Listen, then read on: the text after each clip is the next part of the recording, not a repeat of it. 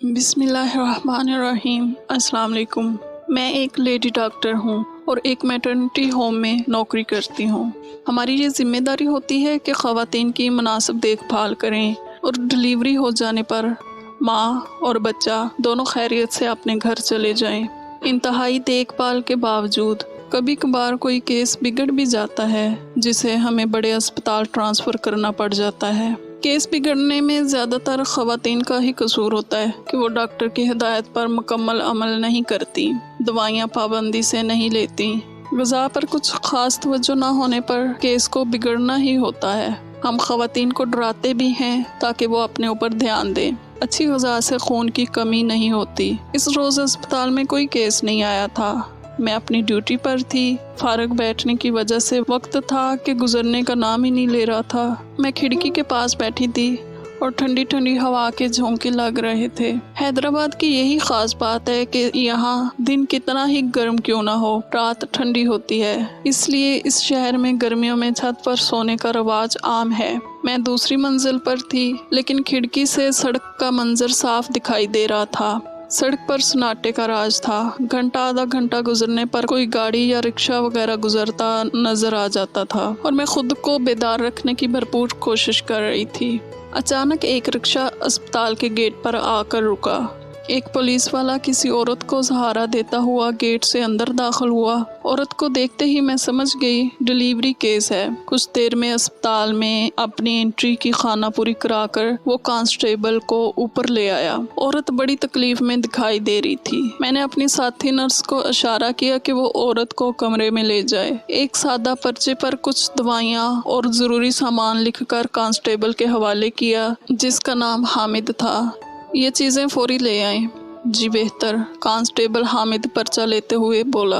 अस्पताल के गेट के पास ही मेडिकल स्टोर था। वो सामान जल्दी से ले आया। इस औरत का नाम आयशा था। वो पसीने में नहाई हुई और सख्त तकलीफ में दिखाई दे रही थी। मैंने अपने फ़राइज़ अंजाम देना शुरू कर दिए। फिर 1 घंटे बाद मेरे हाथों में एक अजीब व गरीब बच्चा था। ऐसा बच्चा मैंने ज़िंदगी में कभी नहीं देखा था। इसकी 2 आँखों के बजाय एक आँख माथे पर थी। बीच सर में एक छोटा सा सींग उभरा हुआ था। वो मुझे देखकर ऐसे मुस्कुराया था जैसे कोई समझदार बच्चा हो। हैरत अंगेज तौर पर वो ज़रा भी नहीं रोया था। मुझे हैरान व परेशान देखकर उसने ज़ोरदार कहका लगाया। मैं समझी कि कोई नर्स हंसी है। मैंने अपनी साथी दोनों नर्सों को देखा। वो भी हैरानी से बच्चे को देख रही थी। उनका कहका लगाने का सवाल ही पैदा नहीं होता था। फिर भी मैंने इनसे पूछा, ये कहका किसने लगाया था? इस बच्चे ने लगाया है, नर्स शैला ने घबराते हुए कहा। ये कैसा बच्चा है? नर्स शगुफ्ता ने कहा। मैं खुद हैरान हूँ। ऐसा बच्चा जो मैंने पूरे कैरियर में नहीं देखा। मैंने खौफ से लरजते हुए कहा। अक्सर हमारे पास ऐसे केसेस होते रहते हैं जिनमें किसी बच्चे की टांगें जुड़ी होती हैं, किसी बच्चे के 2 धड़ होते हैं, किसी बच्चे के हाथ जिस्म से जुड़े होते हैं। इस तरह के बच्चे कुछ वक्त जी कर इंतकाल कर जाते हैं, मगर इस तरह का बच्चा मैंने पहली बार देखा था। इसलिए खौफ आना फितरी था। मेरे साथ जो नर्सें थीं वो भी बुरी तरह खौफज़दा थीं। अब क्या करें? नर्स शगुफ्ता ने कहा। मैं इसके बाप से बात करती हूँ। बच्चे को लेकर मैं कमरे से बाहर आई। मुझे घबराया हुआ देखकर इसका घबरा जाना फितरी था। वो लपक कर मेरे पास आया। जी डॉक्टर साहबा, खैरियत है ना? इसने पूछा। बच्चे की माँ खैरियत से है ना? बच्चे की माँ खैरियत से है, लेकिन मैं कहते कहते रुक गई। लेकिन क्या हुआ? बच्चा खैरियत से है ना? हामिद ने पूछा। मैं सोच में पड़ गई। इसे कैसे बताऊं कि इसके यहाँ कैसे अजीब व गरीब बच्चे की विलादत हुई है। मेरी मुसलसल खामोशी पर मेरे चेहरे पर परेशानी से गहरी लकीरें बनती जा रही थीं। मैं वापस रूम में गई और एक नर्स को इशारे से बच्चा बाहर लाने को कहा। नर्स के बच्चे को लाने पर मिराज लपक कर इस बच्चे की तरफ आया, लेकिन जैसे ही इसकी बच्चे पर नज़र पड़ी वो घबरा कर पीछे हो गया। इसका दिमाग माउफ हो गया था। वो कभी मुझे और कभी बच्चे को देख रहा था। कुछ देर तक इसकी यही हालत रही। फिर इसने अपना चेहरा हाथों में छुपाकर फूट फूट कर रोना शुरू कर दिया। इस तरह रोने पर मुझे हैरत का झटका लगा और मैं हिम्मत करके इसके करीब गई और इसको दिलासा देने की गर्ज से बोली, हिम्मत से काम लो, इसमें तुम्हारा क्या कसूर है? कसूर? सारा कसूर मेरा ही है डॉक्टर साहब। वो जैसे फट पड़ा। तुम्हारा कसूर? मैंने चौंक कर इसकी तरफ देखा। हाँ डॉक्टर साहिबा, ये कुदरत ने मुझे सज़ा दी है। किस बात की सज़ा? मैंने पूछा। मेरे बुरे अमाल की सज़ा है। पुलिस के महकमे में आने के बाद मैं खुद को नाखुदा समझ बैठा था। मुल्ज़मान से दोस्ताना रवैया, कमज़ोर और बेगुनाह लोगों पर तशद्दुद करके रकूम बटोरना मेरा मशगला बन गया था। मेरे अफसर भी मुझसे इसलिए खुश थे कि मैं इनको कमा कर दे रहा हूँ, और कमा कर देने वाले एहलकार अफसरान की निगाहों में दाद व तहसीन पाते हैं। यही मेरे साथ भी था। अफसरान का मंजूर नज़र बनकर मैं कोई ऐसा मौका हाथ से जाने नहीं देता था कि जिसमें माल हासिल हो। मुझे अच्छी तरह याद है, जब मेरी पुलिस में नौकरी लगी थी, मेरी ड्यूटी एक चौक पर रात में लगी थी। रात का 1 बज रहा था। सड़क सुनसान पड़ी थी। ऐसे में एक नौजवान का वहाँ से गुजर हुआ। मैंने उसे अपने पास बुलाया। वो मेरे पास आया और हैरत से मुझे देखने लगा। इस वक्त कहाँ से आ रहे हो? जी मैं कराची से आ रहा हूँ, इसने बताया। अच्छा, कराची से आ रहे हो? बस का टिकट है तुम्हारे पास? मैंने ज़रा रौब से कहा। टिकट? बस वाले टिकट कहाँ देते हैं? वैसे ही पैसे लेकर रख लेते हैं, इसने बताया। मुझे तो बहुत होशियार लगता है। जल्दी से बता, चोरी करने का इरादा करके घर से निकला है ना? मैंने उसे घूरते हुए कहा। मैं चोर नहीं हूँ, वो बौखलाया। तो चोर नहीं है तो फिर इतना घबरा क्यों रहा है? बोल, क्यों घबरा रहा है? मैं ज़ोर से चीखा। मेरे चीखने पर वो सहम गया। मैंने इसके सहम जाने का फ़ायदा उठाकर इसकी तलाशी लेनी शुरू कर दी। इसकी दोनों जेबों से कुछ ख़ास रकम बरामद ना हो सकी।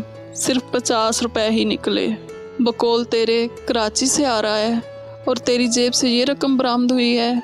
सही बता, तू चोरी करने ही निकला है ना? मैं सच बता रहा हूँ।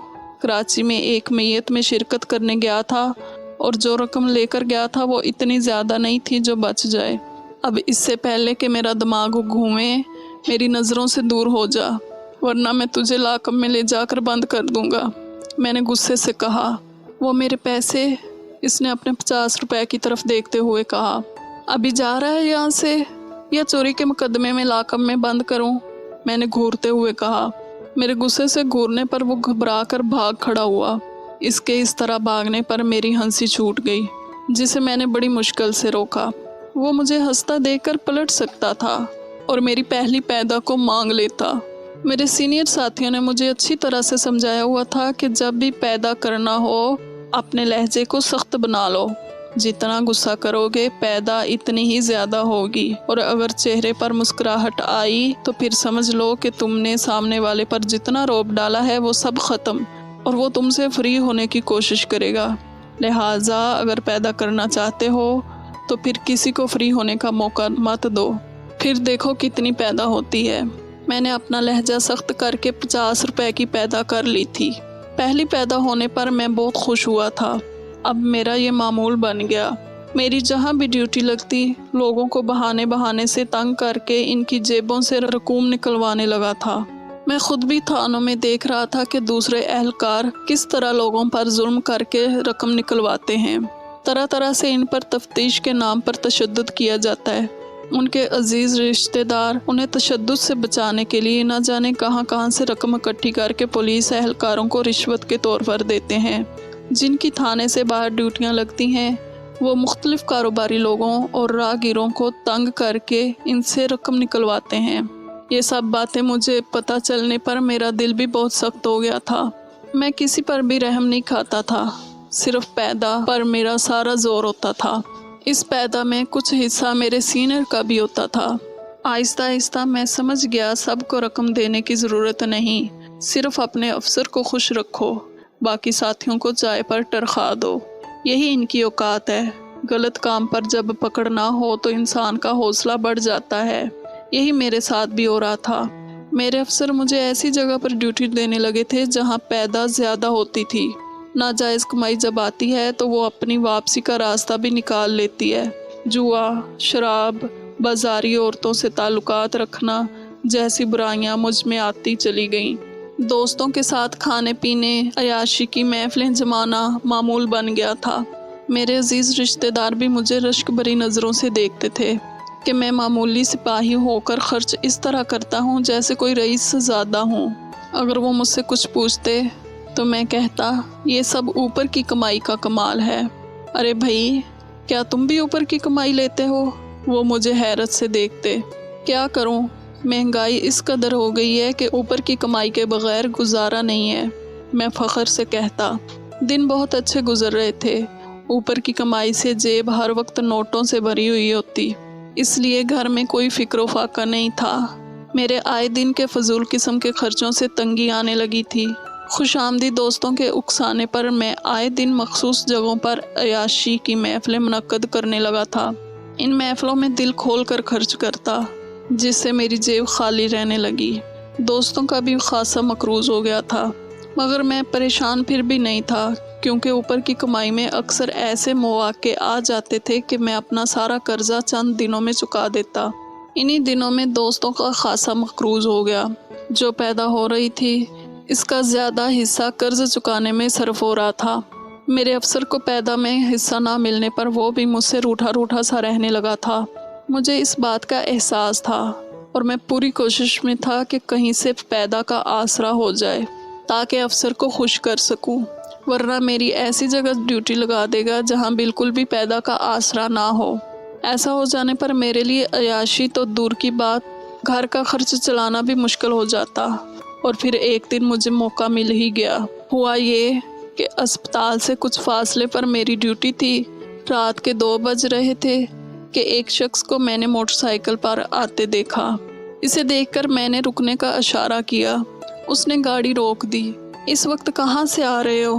मैंने ज़रा रौब से कहा। मैं घर से आ रहा हूँ और वो जो सामने अस्पताल है वहाँ जा रहा हूँ, उसने बताया। मुझे तो तुम चोर दिखाई दे रहे हो। चोर?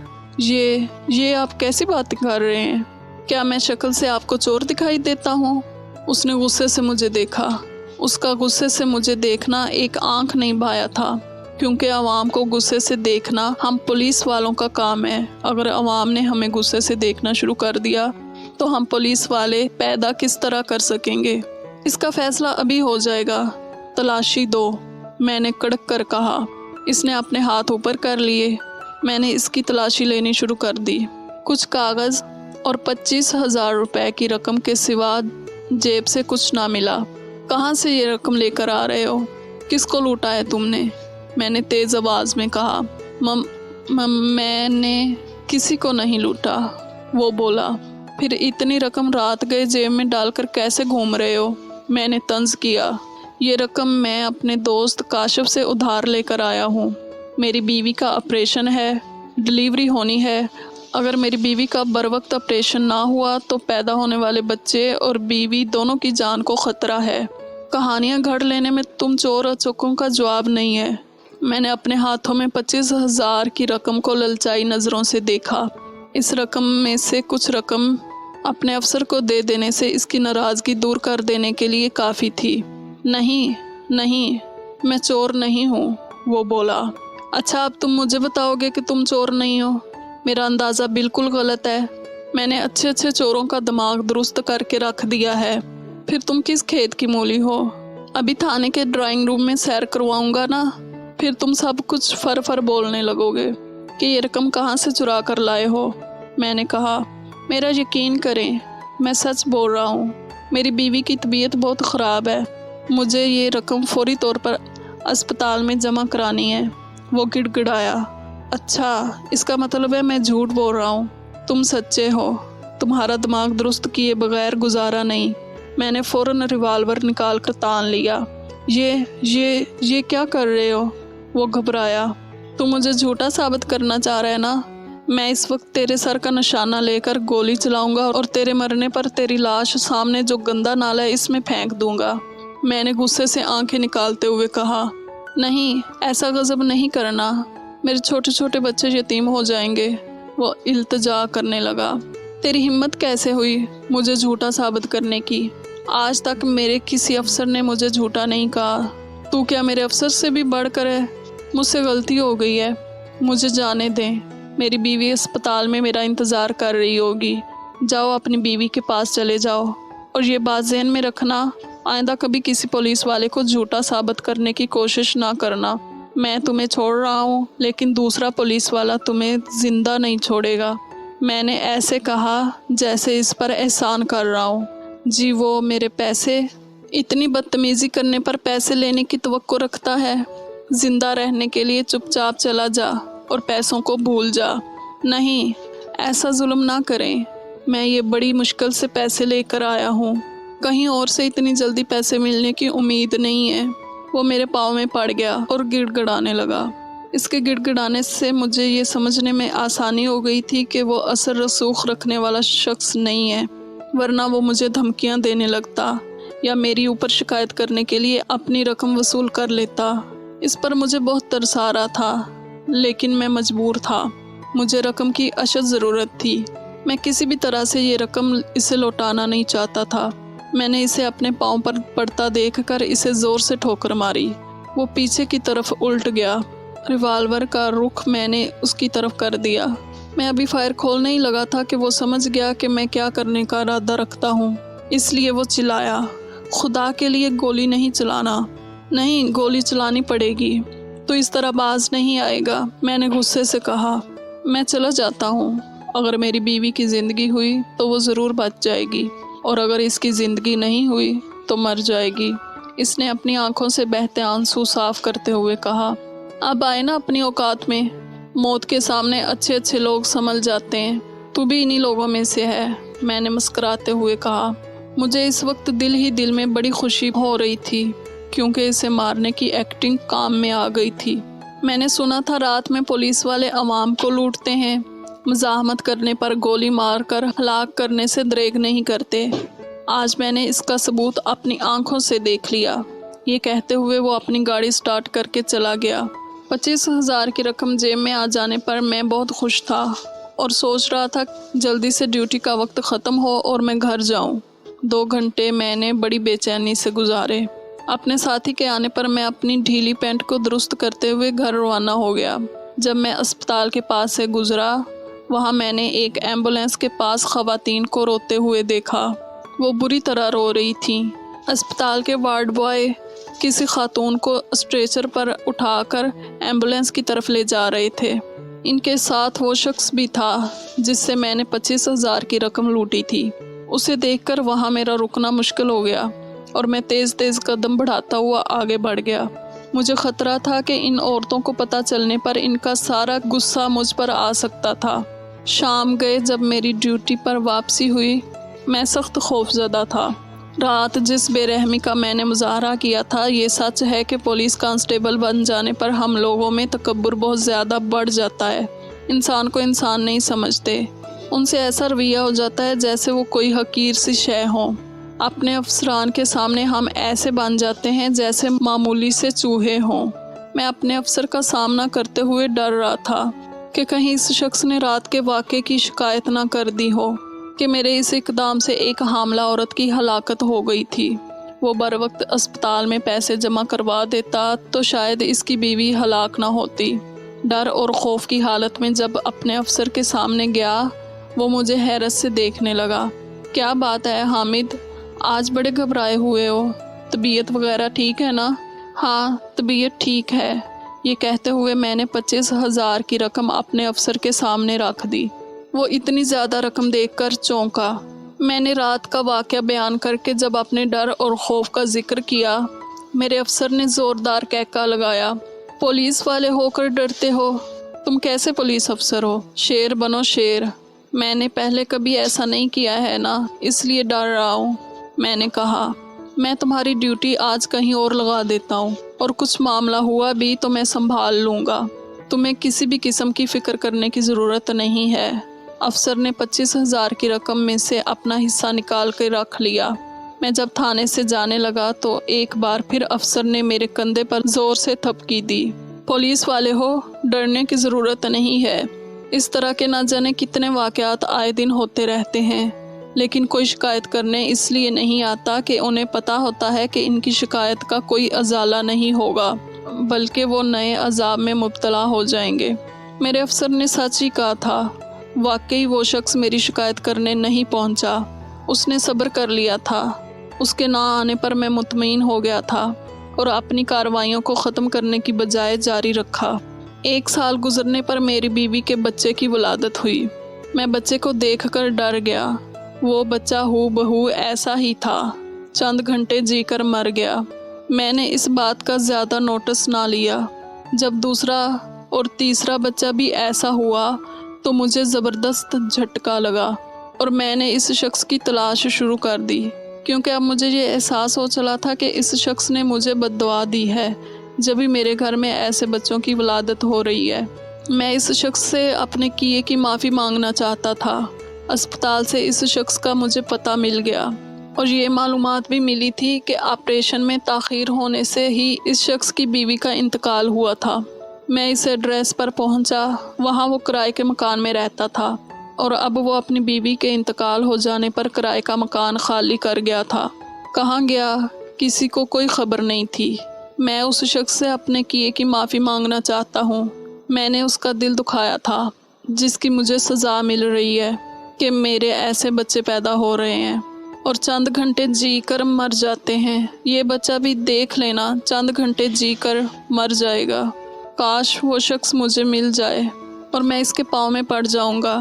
वो जब तक मुझे माफ़ नहीं करेगा, मैं इसके पाँव में लिपटा रहूँगा। वो चाहे मुझे कितनी ही ठोकरें क्यों ना मारे, मैं खुशी खुशी सह लूँगा, लेकिन जब तक वो मुझे माफ़ नहीं करेगा, मैं इसके कदमों से दूर नहीं हूँगा।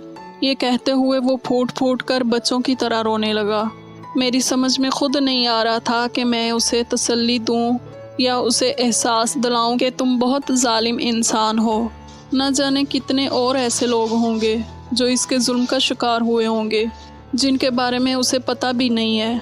एक शख्स के बारे में इसे मालूम है, इसलिए इसे ढूंढकर माफ़ी मांगना चाहता है। कांस्टेबल हामिद ने बिल्कुल दुरुस्त कहा था। वो बच्चा चंद घंटे जी कर मर गया और मैं इस मुर्दा बच्चे को देखते हुए सोच रही थी, न जाने कांस्टेबल हामिद की ये सज़ा